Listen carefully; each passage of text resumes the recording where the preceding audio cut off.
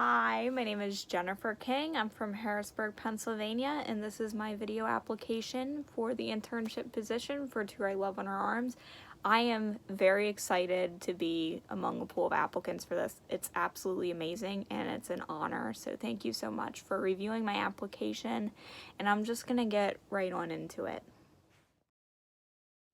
When I think of a community, I think of partnership, collaboration, and engagement. A community is where people of different backgrounds and experiences come together and uplift others. It is so important because it shows just how powerful we are when we come together as one rather than when we are divided. We are so much stronger together than we are when we are divided. And I know that I underestimated the value of a community when I first started student teaching. I always thought that as long as I taught my lessons, I was good to go. I always viewed my classroom as a singular entity. However, one thing I learned this year is that everyone within the school plays an integral part to a student's success. Every one of these roles are powerful, and sometimes people downplay the roles they play within their community. And I can say now with certainty that it truly takes a village, and everyone's roles in the community are both powerful and vital. I am a kind, caring, and compassionate, empathetic individual who wants to make a difference in the lives of other people. I have experience working around young children, and I have seen firsthand the effects that spreading hope to the younger generations can have. I believe in your mission of spreading hope to people in their darkest hours, and your mission has done the same for me. I have had many mental health struggles this year, and I saw your messages on Facebook, and I shared them, and your messages gave me so much hope to continue my own fight, but it gave me the courage to share my own story. I would love to help other people do the same. People deserve to feel seen, and their stories deserve to be heard. When gymnasts fall or make a mistake, they have to get back up and continue their routines, and the strength and determination and resilience that they show inspire me. Another thing that inspires me are my students, because I've learned so much from them, and I just want to continue to make them proud.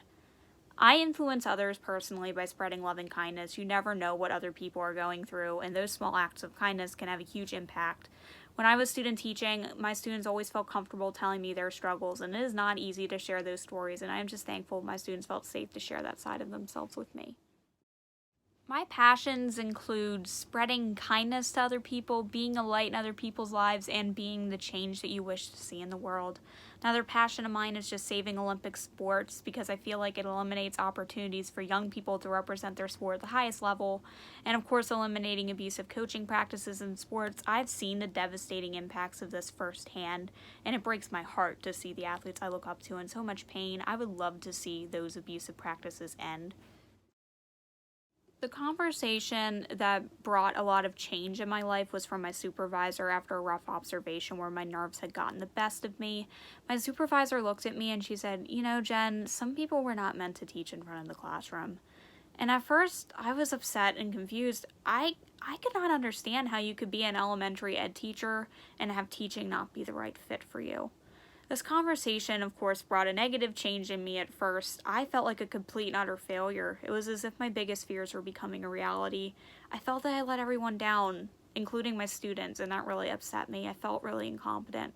My confidence in myself deteriorated because I felt that no one else around me believed in me, so how could I possibly believe in myself? However, eventually I was able to look at these harsh words in a different light.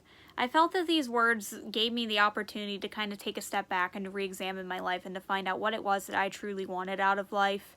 I tell people all the time that this conversation was like a self-discovery type of thing for me, and it is where I really got inspired to become a school counselor, because I felt that I could inspire my students in that way. In my own experience, of course, from this little story, is that sometimes the hardest conversations are the ones that can provoke the most change. However, this conversation did have a big impact on me, both in a negative and positive way. Just some 5 random facts about me. I'm a Penn State Harrisburg graduate. I just graduated. I'm also in the process of applying to grad school, where I hope to become a school counselor. My dog Daisy is pictured up there in the right-hand corner, and she is definitely a light in my life. I love gymnastics. I've been following it for 8 years, and I love it with all my heart. And my last fact is I went to see my first gymnastics meet this year, where I got to see a perfect 10 live and in person from Trinity Thomas.